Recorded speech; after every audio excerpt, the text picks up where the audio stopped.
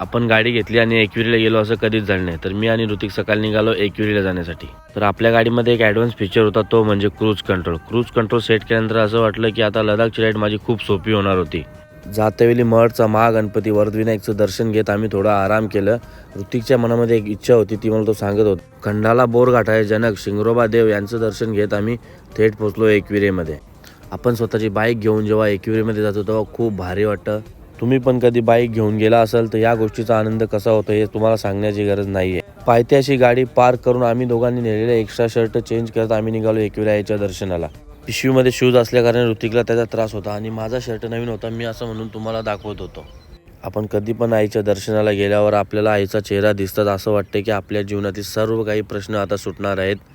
दर्शन करून झाल्यानंतर गाभाऱ्यातून मिळालेला हार हा आपल्या गाडीला घालत आम्ही निघालो घरी. एकविरायाचा आशीर्वाद आपल्या सर्वांवर असाच राहू द्या. जय एकविरा.